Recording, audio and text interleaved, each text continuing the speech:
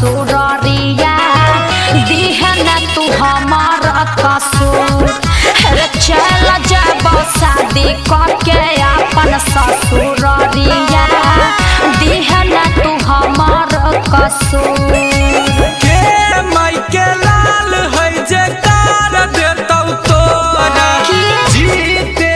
हमारा से दूर के माई के लाल है जे कार देता तोरा जीते जी हमारा से दूर।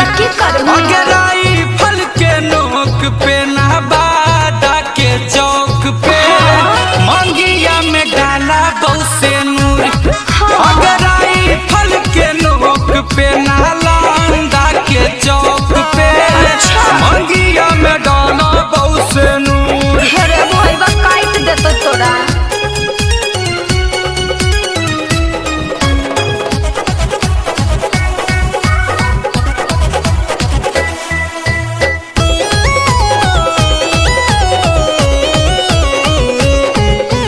बिना बतइले लड़काबा से हमरा भेंट करबैल कई जीजा जी हैया गुआ जमुई वाला रे शादी से टकराबैल कई जीजा जी हैया गुआ जमुई वाला रे शादी से टकराबैल कई। जीना है तो कर बताई दिहे गे उना जरा नहीं आई तो। अच्छा जीजा बेतर बनलौ छौड़ी अगुआ गे बिना मौत के मरई तो। जीजा बेतर बनलौ छौड़ी अगुआ गे बिना मौत के मरई तो। जान गेलै सभे हमर तोरा से है चक्कर शादी करे ले कई मजबूर।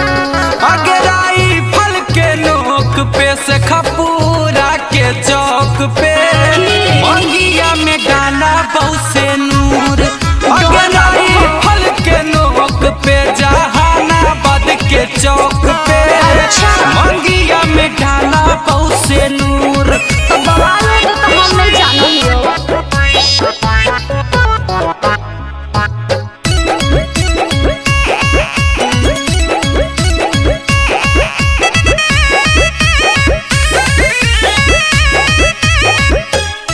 हमारा चाचा के बेटा तोरा लेल पहचान तनी बचिए के रही है न तले ले तो जान तनी बचिए के रही है न तले ले तो जान। अभी पैदा ले लेल कई कोई हमरा देतै मार। पूरा जानो है इलाका हमर भैया है रंगदार। पूरा जानो है इलाका हमर भैया है रंगदार।